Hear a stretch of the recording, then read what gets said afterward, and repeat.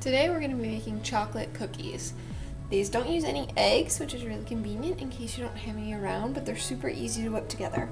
You're going to start with 1/4 cup butter, which is half a stick, and you want to have this softened to room temperature so that you can easily mash it with a spatula or a wooden spoon.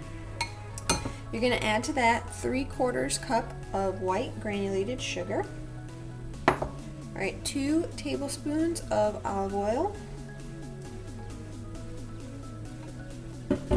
and 1 tablespoon of water. Now I have about 3 tablespoons in this little dish that we will add later, but for now we're just going to add 1 tablespoon. You're going to start by just mixing that together with a spatula or wooden spoon like you would anything else.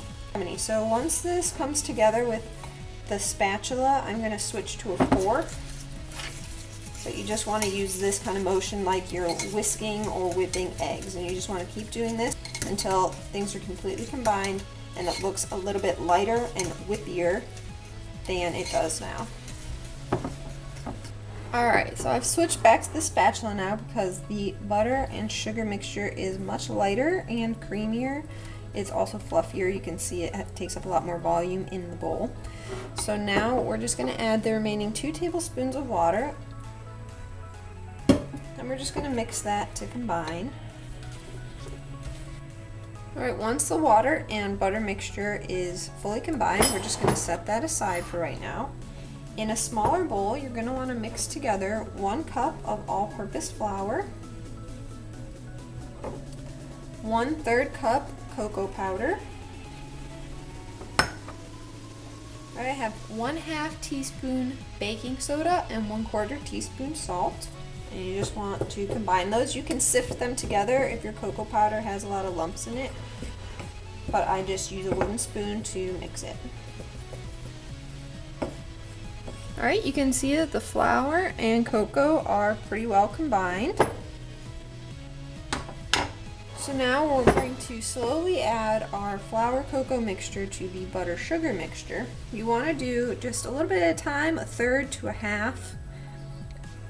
Especially if you're using an electric hand mixer or stand mixer, otherwise the flour and cocoa will fly all over.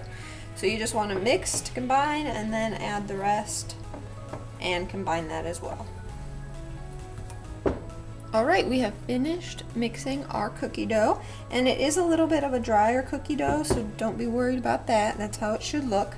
Now you're going to want to take a greased cookie sheet, or you can line it with parchment paper, and just drop rounded teaspoonfuls of cookie dough onto the cookie sheet.